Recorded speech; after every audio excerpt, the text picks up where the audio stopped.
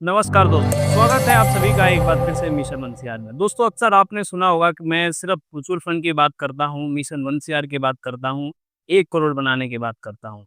लेकिन आप में से बहुत से लोग कई बार ये सवाल करते हैं कि म्यूचुअल फंड की जगह अगर डायरेक्ट स्टॉक में इन्वेस्ट किया जाए, तो वहाँ पे ज़्यादा रिटर्न बन सकता है और ये करोड़ जो 1 करोड़ बनाने का जो हमारा सपना है, वो काफ़ी कम समय में अचीव हो सकता है। कहाँ म्यूचुअल फंड में सालों में 15% मिलता है, इधर स्टॉक महीने-महीने में ही डबल हो जाते हैं।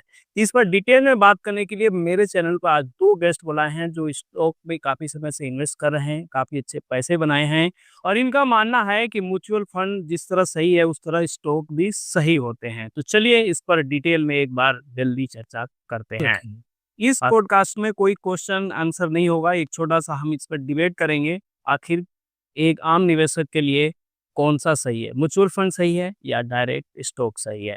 नमस्कार सुनील जी, बहुत-बहुत स्वागत है मिशन वंसियार में और ये हैं हमारे दोस्त तुषार जी जिनसे एक बार आप पहले भी मिल चुके हैं।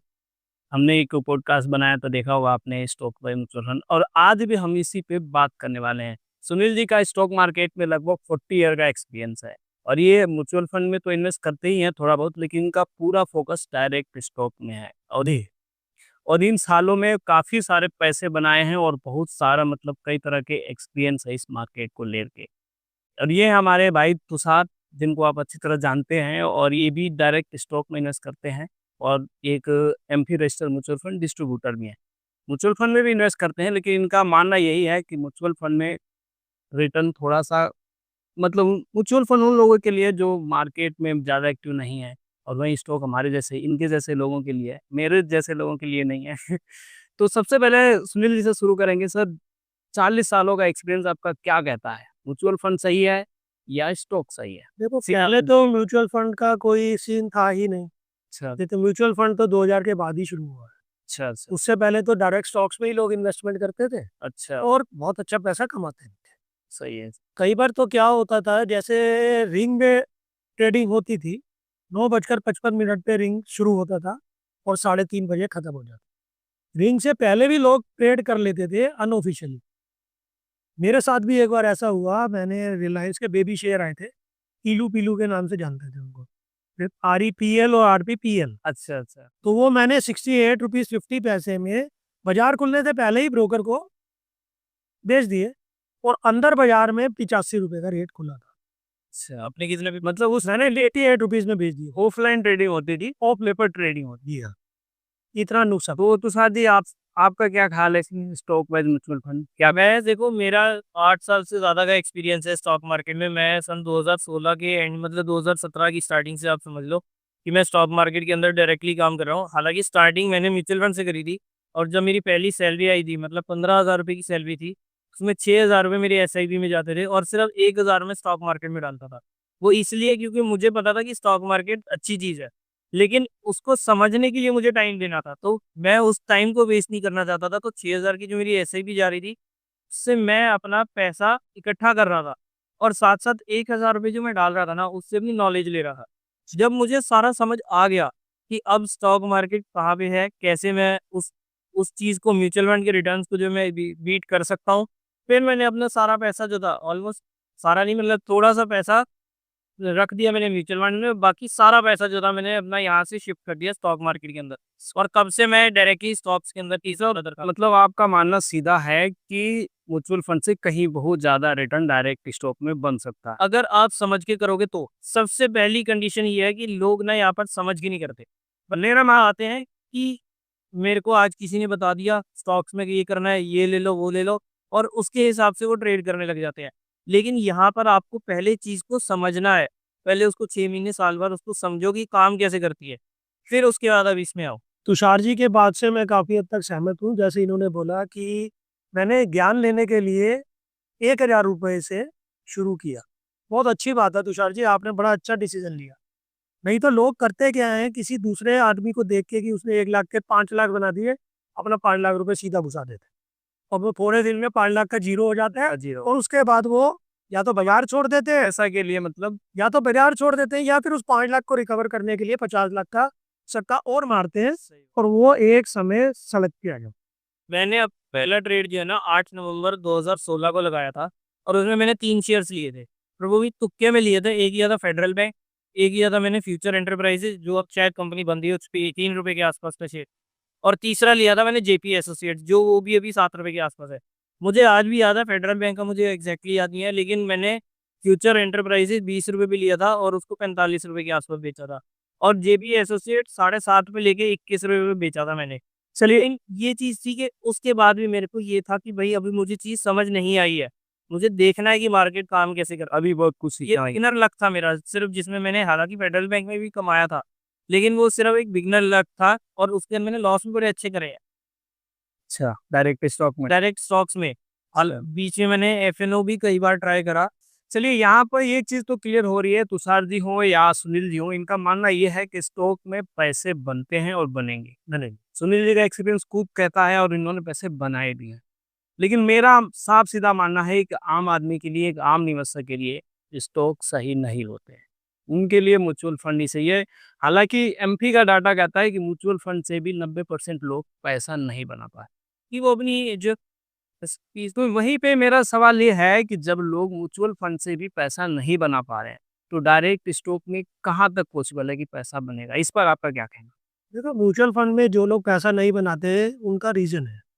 लोग बहुत तेज़ी से पैसा को ग्रो होता देखना चाहते हैं, जबकि म्यूचुअल फंड में ऐसा होता नहीं। होता नहीं, सही बात। म्यूचुअल नहीं होता, डायरेक्ट स्टॉक्स में भी नहीं होता। ये चीज़ नहीं और कई बार ऐसा होता है, कोई स्टॉक रन अप जब चल रहा होता है उसका, तो हो सकता है 10 दिन में 3 गुना भी हो जाए। होता है। लेकिन म्यूचुअल फंड में ऐसी पॉसिबिलिटी कभी हो ही नहीं सकता। हो नहीं सकती। क्योंकि डाइवर्सिफ़ाई पोर्टफोलियो है, अब 40 स्टॉक 50 स्टॉक हैं उसमें। कोई एक पोर्टफोलियो में एक स्टॉक चलेगा तो वो उसको 3 गुना नहीं कर सकता। नहीं कर सकता, सही बात। तो इसलिए म्यूचुअल फंड उन लोगों के लिए सही है मेरे माने, तो जो लोग इसके अंदर एक्टिवली पार्टिसिपेट नहीं कर पाते। जो लोग जॉब कर रहे हैं, वो 24 घंटे तो इसको देख नहीं रहे। नहीं रहेंगे, सही बात। तो वो तो शाम को 10 मिनट लगा के देख सकते हैं कि आज क्या ग्रोथ हुई, तो उनके लिए म्यूचुअल फंड चाहिए।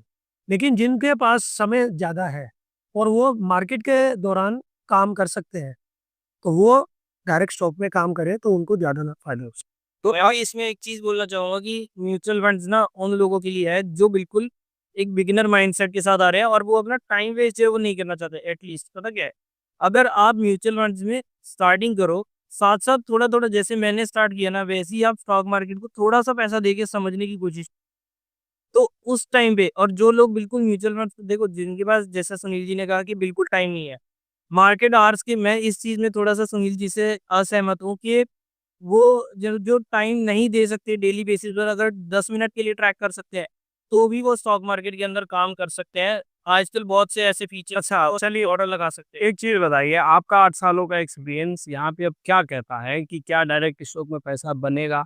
या यूँ कहें कि जैसे कि मेरा मिशन है 1 करोड़ बनाने का, आपके 8 सालों का एक्सपीरियंस क्या कहता है कि सबसे पहले 1 शेयर कहाँ बन सकता है? म्यूचुअल फंड में या डायरेक्ट स्टॉक? है। डायरेक्ट स्टॉक डायरेक्ट स्टॉक्स में बनेगा, डायरेक्ट स्टॉक्स में। मैं इस बात से सहमत नहीं हूँ। चाहे आप बेशक सहमत हों और आपको लगता हो। आप देखो, ये अब मेरा पर्सपेक्टिव है। अब आपने अगर मेरे से पूछा तो मैं ये चीज़ आपको बताना चाहूँगा कि मेरे हिसाब से 1 करोड़ जो बनेगा ना, अगर आप 10 लाख की कैपिटल म्यूचुअल फंड्स में लेकर आओ और 10 लाख की कैपिटल आप स्टॉक मार्केट में लेकर आओ।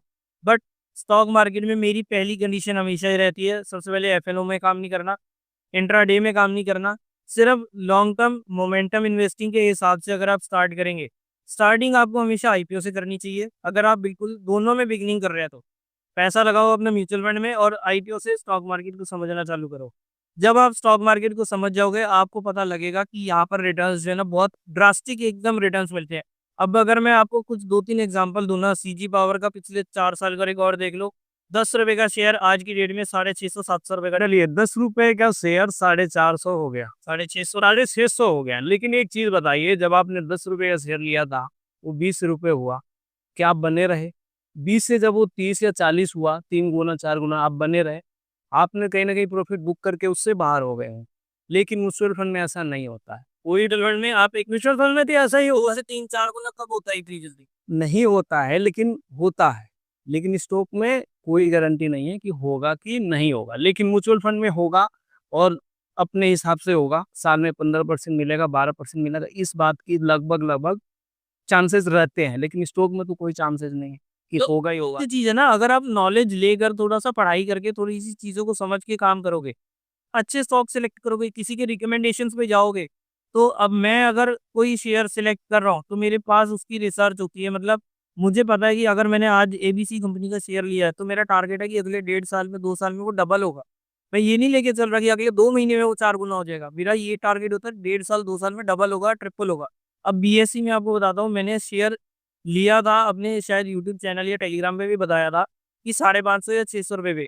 मेरे को डेट याद है 3 जुलाई 2023 को मैंने वहां पर टेलीग्राम पर शेयर किया था कि 603 रुपये का शेयर था उस टाइम, कि यहाँ पर ये बाइंग लेवल है। अब मैंने उसमें ये चीज़ बताई कि आपको एंट्री कैसे करनी है। मैं कभी भी रिकमेंडेशन नहीं देता, उसके पीछे का लॉजिक भी बताता हूँ। रिकमेंडेशन तो हम दे ही नहीं सकते क्या, चलिए। लेकिन उसमें क्या था, मैंने उस चीज़ को 600 रुपये पर लिया और मैंने वो अपने ये जो लिया था ना, स्विंग ट्रेडिंग लिया था मैंने 15 से 20 दिनों के लिए।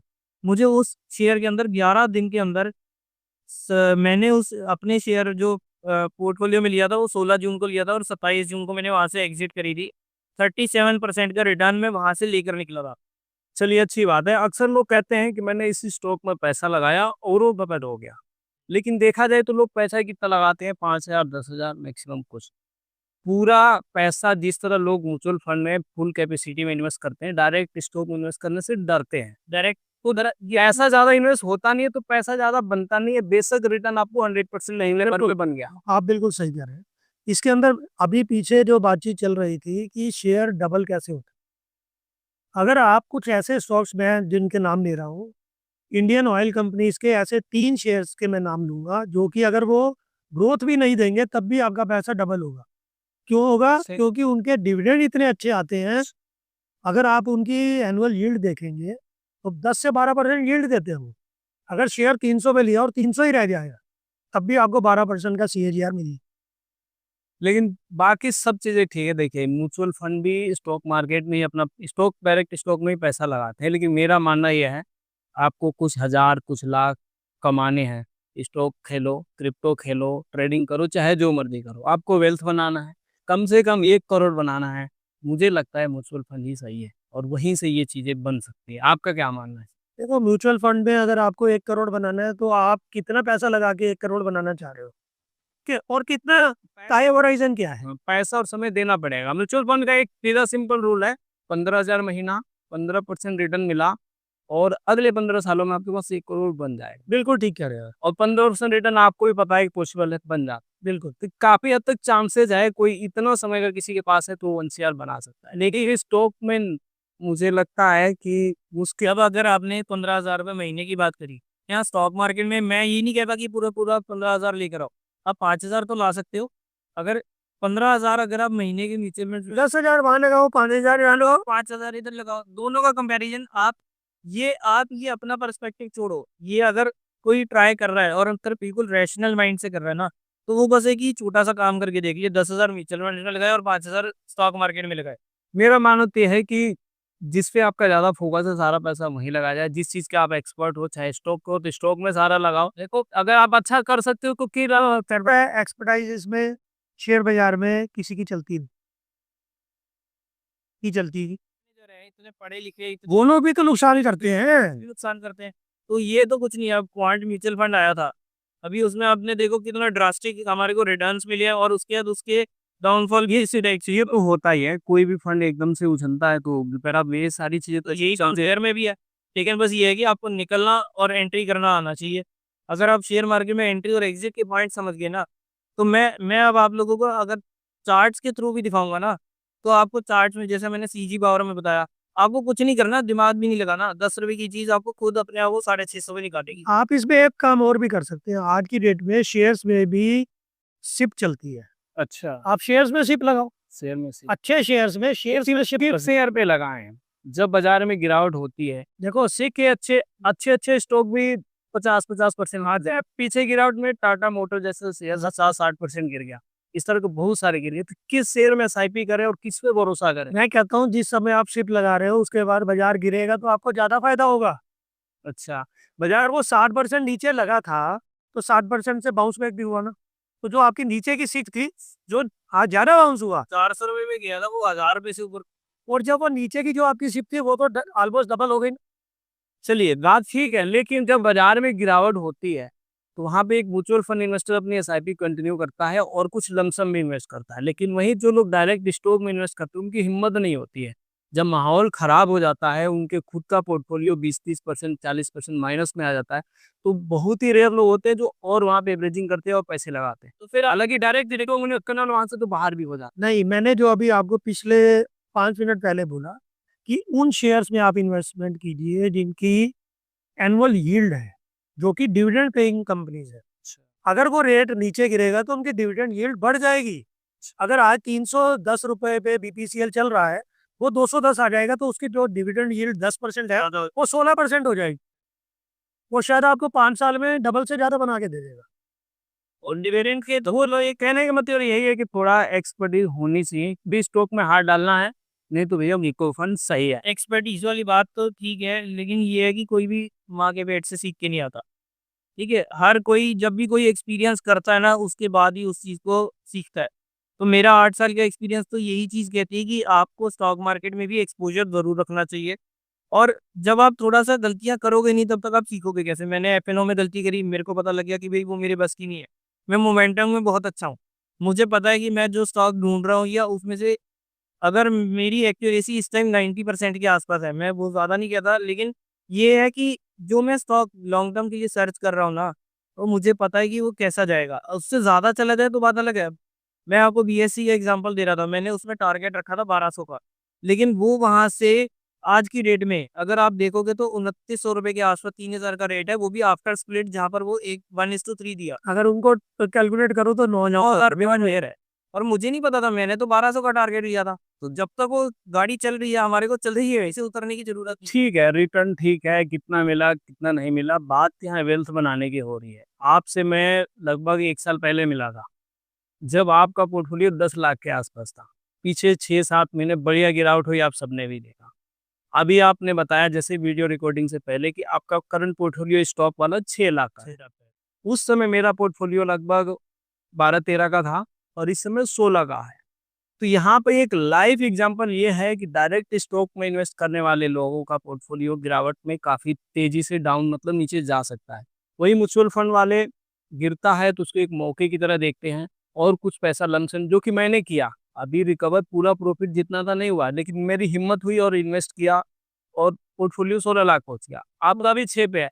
आपका भी टारगेट आपने उस समय बताया था आपका लगभग 5 साल में 1 सीआर का टारगेट है। 1 साल में पोर्टफोलियो इतना नीचे आ गया, तो आपको कैसे लगता है कि म्यूचुअल फंड वाला तो सही जा रहा है, अपने जो भी मंजिल है 1 सीआर का है, आपका तो थोड़ा नीचे आ गया।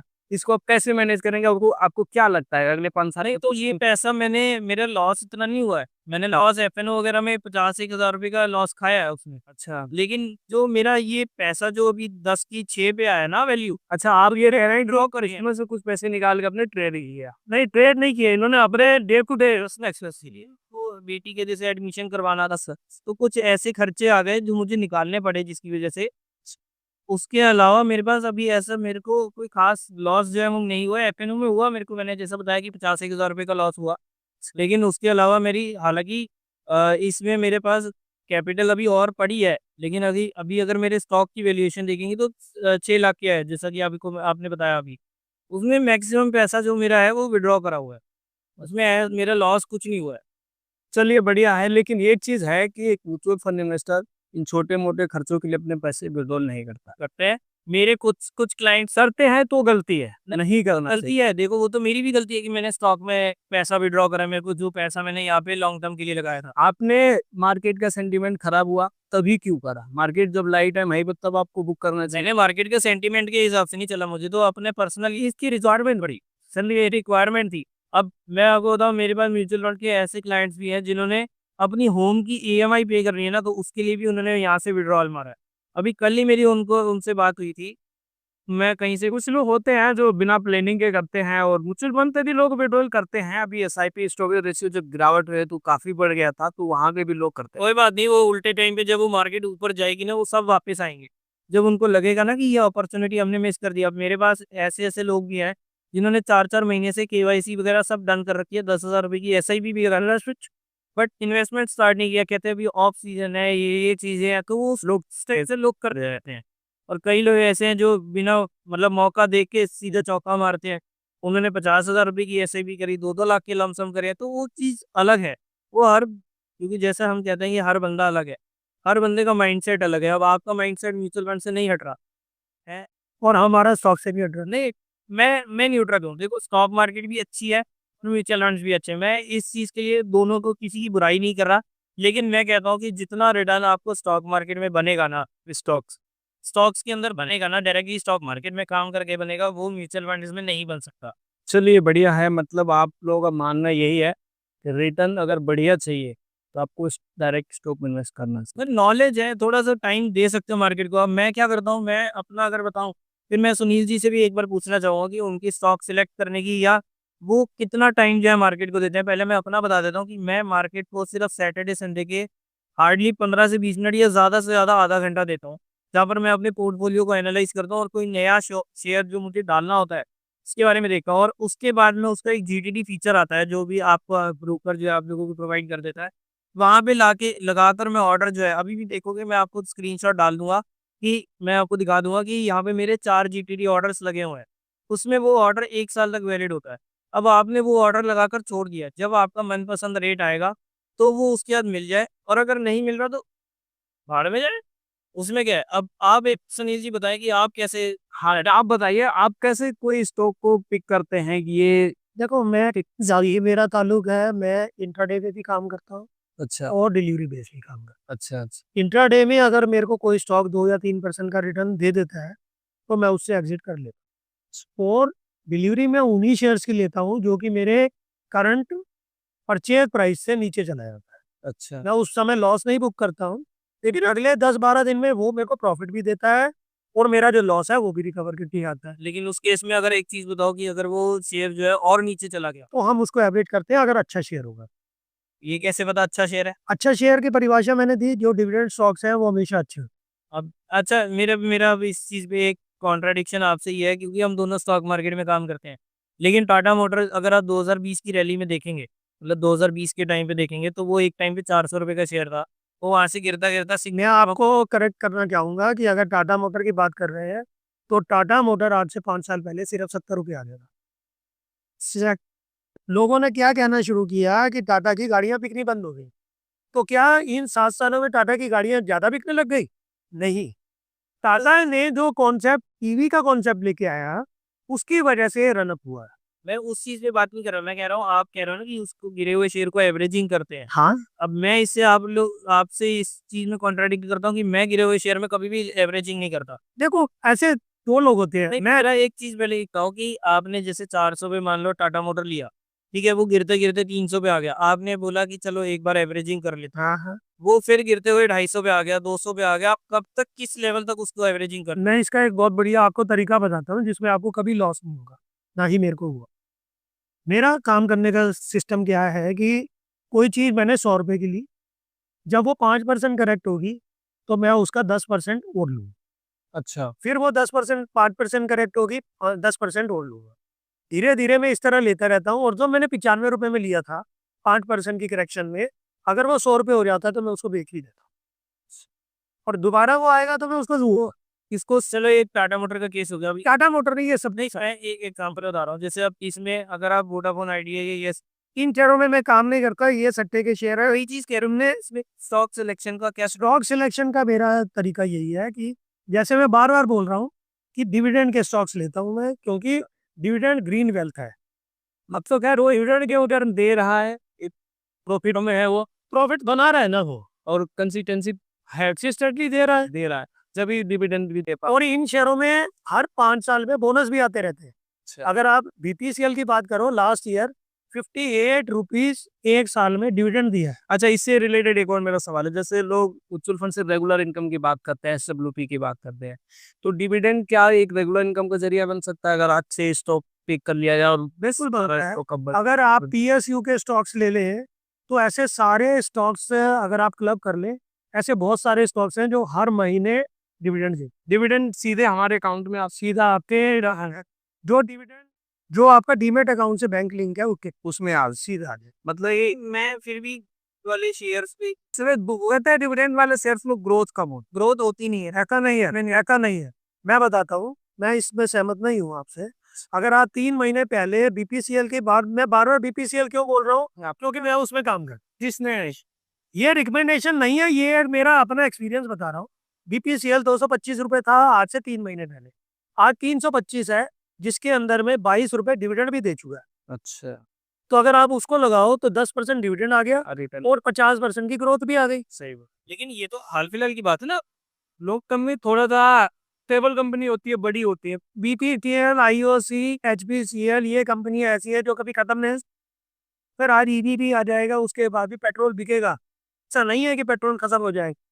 चलिए अभी डिबेट पूरा डायरेक्ट स्टॉक पे हो गया दोस्तों, म्यूचुअल फंड कहीं पीछे ही छूट गया है। लेकिन मेरा मानना ये है, अभी भी मानना ये है, कुछ हजार कुछ लाख कमाने हैं तो डायरेक्ट स्टॉक में इन्वेस्ट करो, करोड़पति बनना है तो म्यूचुअल फंड में इन्वेस्ट करो। वापस आते हैं म्यूचुअल फंड में। मेरा मानना यह है कि जब कोई म्यूचुअल फंड में इन्वेस्ट करता है, उसका पैसा एक मतलब वेल फंड मैनेजर एक मैनेज करता है और उसका पैसा अच्छे से डाइवर्सिफाई हो जाता है। किसी भी म्यूचुअल फंड में अगर इन्वेस्ट करता है तो कम से कम 60-70 कंपनी में उसका पैसा जाता है और रिस्क बहुत कम हो जाता है। इसका नुकसान ये भी है कि साल में उसको 15% पर ही संतोष करना पड़ता है। जैसे आप लोगों ने बताया कि स्टॉक महीने में ही डबल भी हो जाते हैं। लेकिन सवाल वही है कि एक जो नया लोग है और जो उनका मार्केट के बारे में बहुत कुछ पता नहीं है, उनको स्टार्ट कहाँ से करना चाहिए? म्यूचुअल फंड से या स्टॉक से? दोनों से। दोनों से। मैं कहना चाहूँगा इसमें दोनों से। मतलब और दोनों लोग सहमत हो कि आप कुछ पैसा स्टॉक में लगाना चाहिए हुँ। और कुछ म्यूचुअल फंड। स्टोर्स में नहीं, में आईपीओ। आईपीओ से। मेरा भी यही मानना है कि आईपीओ से स्टार्टिंग करो, जब आपके वो शेर के मुँह को खून लगेगा ना, अच्छा, फिर उसके बाद वो बंदा उस चीज़ को समझने की कोशिश करता है कि भाई मुझे इतना ज़्यादा। जैसे अगर आईपीओज़ की बात करें तो टाटा टेक का पीछे आईपीओ आया था। वो ₹500 का आईपीओ आया था और जिस दिन उसकी लिस्टिंग हुई थी वो 1200 पे लिस्ट हुआ था। लेकिन अक्सर देखा जाता है जो अच्छे प्राइस पे लिस्ट होता है आईपीओ, अक्सर लोगों को मिलता नहीं है। इसकी तो क्या अब देखो, मैं यहाँ पर आपको एक चीज और बताता हूँ। अगर आपको ज्ञान हो तो ₹2200 के ऊपर में पेटीएम का एक आईपीओ आया आया था? हाँ, और वो ₹2200 का शेयर ₹280 में। बिल्कुल। आज वो हो सकता है ₹900 के आसपास है। हाँ, तो जैसे कि उन्होंने बताया आईपीओ में लगा। तो आईपीओ में भी आपका पैसा खत्म भी हो सकता है। नहीं, ये तो कहा कि आपको आईपीओ लेके और बैठ जाना है। आपको लेना है आईपीओ। मैं अपना प्रॉफिट लॉस भी सेट करना पड़ा। आपने की बात छेड़ी है तो मैं बता देता हूँ। मेरे पास मेरे जब वो पेटीएम का आईपीओ आया था वो नहीं, वो ₹2150 का आईपीओ था, बी एग्ज़ैक्ट। और मैंने उस टाइम सबको, जितने भी मेरे पास जो स्टॉक मार्केट में, म्यूचुअल फंड में जो भी मेरे मेरे क्लाइंट्स हैं ना, मैंने उन सबको बोला था कि पेटीएम के आईपीओ में मत लगाना, किसी भी हालत में मत लगाना। लेकिन कई लोगों ने मेरे ये आपको कैसे पहले ही पता चल गया कि इसकी अच्छी लिस्टिंग नहीं होने? देखो ये एनालिसिस होती है, ये होती है ना, आप मतलब मार्केट से पहले कुछ पढ़ाई आपको करनी पड़ती है। अच्छा। तो मैंने उस टाइम पे सबको मना किया था और कई लोगों ने, मेरा एक भाई का फ्रेंड है, उसने ये आईपीओ में अप्लाई कर दिया था। उसको और मुझे पता था कि जिसने अप्लाई किया उसको मिलेगा। उसका था डेढ़ था क्योंकि सेम साइज बहुत बड़ा हुआ था। था। hyundai की आईपीओ में भी मैंने मना किया था। बट पेटीएम में क्या हुआ, जैसे वो 1950 पर लिस्टिंग हुई, 2150 का आईपीओ 1950 पे लिस्ट हुआ था। और मैंने उस टाइम उसको ये चीज़ बोली थी, मैंने कहा जिस रेट में मिल रहा है वहाँ पे लेके निकल जा, क्योंकि इसके बाद तेरे को हो सकता है ज़िंदगी में ये रेट देखने को ना मिले। तो उस टाइम उसने 1850 पर अपनी पोज़ीशन को एग्ज़िट करा और आज वो खुश है। और दूसरे बंदे को मैंने बोला था कि एग्ज़िट कर लो, लेकिन उन्होंने ये चीज़ बोली कि नुकसान में एग्ज़िट नहीं करूँगा। मैंने कहा देख लो ये नुकसान, और वो प्राइस आज तक नहीं आया। आएगा भी नहीं या आएगा भी। पहला नुकसान जो है ना वो हमेशा सबसे छोटा होता है। पहला लॉस सबसे छोटा लॉस होता है। उसके बाद वो लॉस बढ़ता तो आपकी हिम्मत ही नहीं होगी क्यों। और फिर वो और नहीं बेच पाता आदमी, सोचता है कि वहीं बेच दिया होता है। और एक यहाँ पर से आपको एक और करेक्ट करना चाहूंगा कि जो आईपीओस आते हैं उनकी फेस वैल्यू भी जरूर देखें, क्योंकि जो पेटीएम का शेयर आया था इसकी फेस वैल्यू सिर्फ ₹1 है। अच्छा। अभी प्री लिस्टिंग में जो अनलिस्टेड शेयर्स हैं उसमें चेन्नई सुपर किंग का एक शेयर चल रहा है जिसकी की फेस वैल्यू सिर्फ 10 पैसे है और उसका शेयर का रेट है ₹190। अनलिस्टेड शेयर दोस्तों क्या होता है, एक बार डिटेल में थोड़ा बताइए। अनलिस्टेड शेयर का मतलब ये है कि कुछ कंपनियां ऐसी हैं जो कि काफी टाइम से रन अप चल रही हैं, उनके अच्छे अच्छे प्रॉफिट भी हैं, मतलब उनका आईपीओ आने वाला। उनका आईसीओ आने वाला है। नहीं होता अनलिस्टेड में। उसमें ये होता है कि आईपीओ आ सकते हैं, बट वो जैसे आप ये समझ लो कि वो शार्क टैंक है।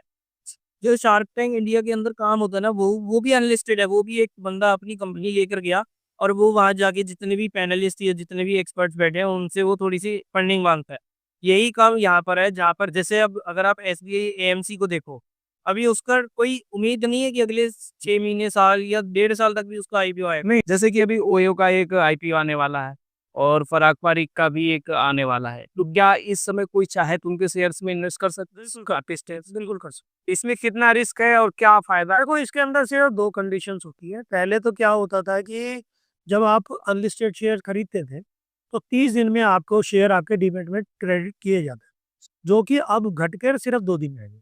कई शेयर तो सेम डे भी ट्रांसफ़र हो जाते हैं। उसका अपडेट ऐसे ही होता है रोज? हाँ, ड नहीं, इनके अपडेट ऐसे नहीं होते जब तक वो लिस्टिंग नहीं होती। अच्छा।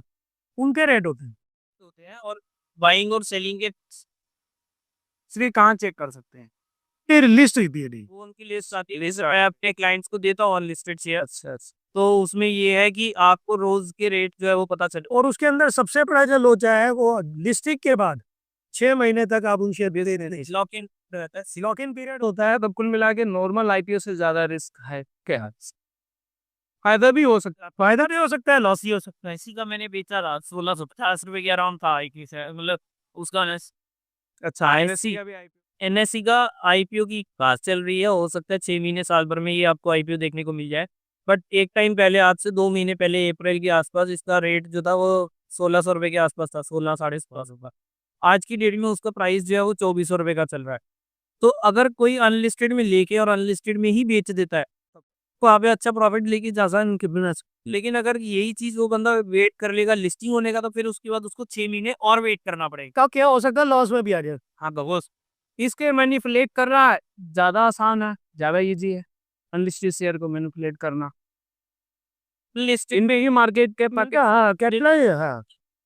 ट्रैक करना मुश्किल है। इनके एक्चुअल प्राइसेस क्या है वो हर थोड़ा सा अलग अलग होती है। इनको मैनिपुलेट करना इतना आसान नहीं है। इतने कंट्रोल्ड ही होते हैं, सिर्फ सही कंट्रोल होते हैं। तो दोस्तों एक नई चीज पता चली है, अनलिस्टेड शेयर में भी आप पैसे लगा सकते हैं। अगर इन पे पैसे लगाना हो तो किस ब्रोकर के थ्रू और कैसे? बहुत सारे ब्रोकर हैं जो कि अनलिस्टेड शेयर करते हैं, लेकिन इनका एक ना बंच होता है। अच्छा, अगर आपको ओयो का शेयर खरीदना है तो आपको 1 लाख रुपए से कम का ओयो के शेयर नहीं मिलेंगे। अच्छा। कब ते लोड साइन हो गए? वो आपको इन्वेस्टमेंट जो है वो करवा देंगे। अब प्राइसेस जो है हर, अब ए बी एक ए कंपनी है, वो आपको अलग प्राइस कोट करेगी। सेम ओयो के शेयर की बात करें तो कोई ओयो का रेट जो है आपको 51 रुपए देगा। कुछ ऑनलाइन प्लेटफॉर्म से जो आपको 50 रुपए, 51 रुपए, 52 रुपए भी देंगे। और कई अगर आप ब्रोकर से बात कर लेंगे, मतलब आप अपने फाइनेंशियल एडवाइजर से बात कर लेंगे, तो वो हो सकता है वही चीज़ आपको 47-48 में भी दिलवा दे।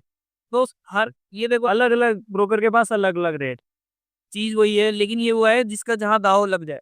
और इसमें एक चीज मैं और ऐड करना चाहूँगा। मैं एक छोटी-सी चीज़ बताना चाहूँगा, ये यहाँ पे ये होता है कि क्लाइंट देख के चाँटा मारा, ये वो चीज़ होती है। अच्छा, मतलब उसके जो प्राइस ब्रोकर खुद सेट कर सकता है। अच्छा, इसमें एक चीज और ऐड करना चाहूंगा कि जैसे कि नॉर्मल लिस्टिंग शेयर्स में बोनस और राइट्स इशू आते हैं, वो प्री लिस्टिंग में भी है। इसमें भी आते हैं, एनएससी में आया था। एनएससी में जैसे अभी पीछे बोनस आया 1:1 का, तो वो उनका शेयर डबल हो गई। 1:5 का है। हाँ, जो भी आया 1:2 या 1:5 का, तो उनके शेयर बढ़ गए। तो दोस्तों मिला है अभी इस पे 28 रुपए का डिविडेंड। एक तो दोस्तों ये जो दोनों एक्सपर्ट है ना, बात म्यूचुअल फंड से शुरू होती है और स्टॉक पे जाती है और स्टॉक पे ही बात होती है। म्यूचुअल फंड कहीं मतलब पीछे ही छूट जाता है। अगेन मैं म्यूचुअल फंड पे आना चाहूंगा। नहीं, ये तो आपने एक नई हमारी बातों में से टॉपिक उठाया था अनलिस्टेड का। अच्छा, ऐसे ऐसे हम म्यूचुअल फंड्स पे ही बात कर रहे थे अभी तक। तो अगर आप डायरेक्ट स्टॉक में इन्वेस्ट नहीं करते या स्टॉक का कोई नॉलेज नहीं है, तो ये बातें आपके सर से ऊपर जा रही होंगी, अनलिस्टेड क्या है और ये सारी चीजें। ये जो दोनों गेस्ट हैं इनका पूरा रुझान, झुकाव, लगाव जो भी कहें डाइट पे है, स्टॉक्स पे है, म्यूचुअल फंड पे कम है। लेकिन मेरा झुकाव नहीं, मेरा बिलीव पूरा म्यूचुअल फंड पे है। मैंने स्टॉक में भी इन्वेस्ट किया है, ट्रेडिंग भी की है, इंट्राडे भी की है, सब कुछ करके देखा है और यही लगा है मुझे कि तो दोस्तों बात म्यूचुअल फंड से शुरू होती है और स्टॉक पे जाती है और स्टॉक पे खूब चर्चा होता है। लेकिन मेरा मानना यही है कि मेरे लिए म्यूचुअल फंड सही है और आप में से बहुत से लोगों को यही लगता होगा म्यूचुअल फंड ही सही है। लेकिन जो दो मेरे गेस्ट हैं इनका तो बिलीव स्टॉक में इतना स्ट्रॉन्ग है, इनको लगता है कि स्टॉक ही सही है। कुछ हद तक इन दोनों गेस्ट को लगता है कि म्यूचुअल फंड भी सही है, लेकिन स्टॉक इन्होंने पहले नंबर पे रखा है और उसके बाद म्यूचुअल फंड की लोग बात कर रहे हैं। तो चलिए एक छोटा सा रैपिड फायर करते हैं जिसका आंसर बस कुछ सेकंडों में आप लोगों को देना है, जिसमें कई सारे छोटे छोटे क्वेश्चन होंगे और फटाफट उसके कुछ सेकंडों में जवाब देना है। तो सबसे पहले सुनील जी आपसे, सबसे ज्यादा सुरक्षित क्या है, म्यूचुअल फंड या शेयर? मेरे हिसाब से स्टॉक्स, स्टॉक सुरक्षित है, म्यूचुअल फंड तो सेफ है। म्यूचुअल फंड से भी सेफ। अगर आप उसको हिसाब से म्यूचुअल आप म्यूचुअल फंड। ठीक है। नेक्स्ट, ज्यादा रोमांच किस में है, स्टॉक में या म्यूचुअल फंड? स्टॉक। इस बात से मैं भी सहमत हूँ, म्यूचुअल फंड बहुत ही बोरिंग चीज है, सालों साल 6-6 महीने बीत जाते हैं, वो रिटर्न नहीं बनता है। चलिए नेक्स्ट, शुरुआती लोगों के लिए कौन सा बेहतर है? आईपीओ, आईपीओ, यानी कि आईपीओ एंड एनएफ। यानी आईपीओ से एंट्री करनी चाहिए। अगर आप शेयर में जाते हैं तो आईपीओ, और अगर म्यूचुअल फंड में जाते हैं तो एनएफ। अच्छा, मेरे हिसाब से स्टार्टिंग जो है वो म्यूचुअल फंड से करनी चाहिए, और साथ में आईपीओ के लिए अलग से एक फंड रखना चाहिए, बाकी डायरेक्टली स्टॉक्स में इन्वेस्ट नहीं करना चाहिए। किस में ज्यादा कंट्रोल रहता है अपने हाथों में? Stock market. स्टॉक, स्टॉक में, राइट। तेज रिटर्न किस में मिल सकता है? Stock market. लंबी अवधि में धन बनाने के लिए भरोसेमंद कौन सा है? किस पे भरोसा कर सकते हैं लंबी अवधि में बड़ा पैसा? Mutual mutual funds. स्टॉक्स नहीं बन सकता? स्टॉक्स में ही बन सकता है। स्टॉक भी तो लॉन्ग टर्म के लिए होता है। आवाज से ज्यादा ना, अच्छा, चलिए ठीक है। बिल्कुल एक एक और बड़ा इंटरेस्टिंग क्वेश्चन, चैन की नींद किस में आती है? Mutual funds. जहां भावनाओं पर कंट्रोल जरूरी है? Share, stocks shares. हालांकि उसमें चैन की नींद स्टॉक्स में भी आ सकती है, अगर हमने ढंग से, मेरे को आती है। नहीं, इस पे मैं सहमत नहीं हूँ, क्योंकि अच्छे से अच्छे स्टॉक, आप किसी चीज छोड़ सहमत नहीं हो। नहीं, अच्छे से अच्छे स्टॉक किसी भी छोटे मोटे न्यूज पे 50% गिर सकते हैं, तो कैसे आपको चैन की नींद आ सकती है? वो अपनी एनालिसिस होती है, मेरा जब मैं लॉन्ग टर्म के हिसाब से करता हूँ तो फिर उसके हिसाब से। न्यू इन्वेस्टर के नजरिए से अगर आपको 10,000 मिले तो कहाँ लगाओ? आईपीओ में, या फिर म्यूचुअल फंड्स के जो नए एनएफओज आते हैं उसमें लगा सकते आपका क्या कहना मिले, 10,000 मिले तो कहाँ लगाना चाहोगे? स्टार्टिंग में बिल्कुल बिगिनर है तो म्यूचुअल फंड्स, और अगर थोड़ा सा एक्सपीरियंस है तो मतलब स्टॉक मार्केट की नॉलेज ले रखी है तो फिर वहां से स्टॉक से ज्यादा। तो दोस्तों, जो रैपिड फायर का जो क्वेश्चन था, लॉन्ग टर्म में वेल्थ बनाने के लिए दोनों एक्सपर्ट का मानना है कि म्यूचुअल फंड ही सही है। अंत में हम इसी पे पहुंचते हैं कि कहीं ना कहीं म्यूचुअल फंड सही है। बेशक अंदर ही अंदर ये लोग भी मानने को तैयार हैं कि म्यूचुअल फंड सही है, स्टॉक सही है, लेकिन सबके लिए सही नहीं है, सबके लिए सही नहीं है। वो तो बिल्कुल ठीक है, म्यूचुअल फंड्स हर बंदा कर सकता है, स्टॉक मार्केट हर बंदा नहीं कर सकता। हर बंदे के लिए जो है वो म्यूचुअल फंड्स बने हैं, लेकिन स्टॉक मार्केट हर के म्यूचुअल फंड है cup of T for everyone. तो दोस्तों, अब आपको कमेंट करके ये बताना है कि इस जो डिबेट हुआ है स्टॉक व म्यूचुअल फंड में, आपको क्या लगता है, क्या सही है? कमेंट करके आप जरूर बताना। जो हम दोनों का पर्सपेक्टिव है, इन लोगों का स्टॉक डायरेक्ट है, मेरा म्यूचुअल फंड है, लेकिन इस बीच में आपको क्या लगता है, क्या सही है? आप अपना व्यू कमेंट बॉक्स में जरूर रखना और बताना कि आप किस बात से इस पॉडकास्ट से क्या निष्कर्ष निकल के आता है, क्या स्टॉक सही है या क्या म्यूचुअल फंड सही है। तो धन्यवाद दोस्तों, बहुत बहुत धन्यवाद आपका सुनील जी और तुषार जी। फिर से मिलेंगे, फिर से बैठेंगे और फिर से ऐसी चर्चा होगी स्टॉक और म्यूचुअल फंड। देखते हैं अगले साल किसका पोर्टफोलियो कहाँ पहुंचता है और कौन पहुंचता है पहले मिशन 1 से।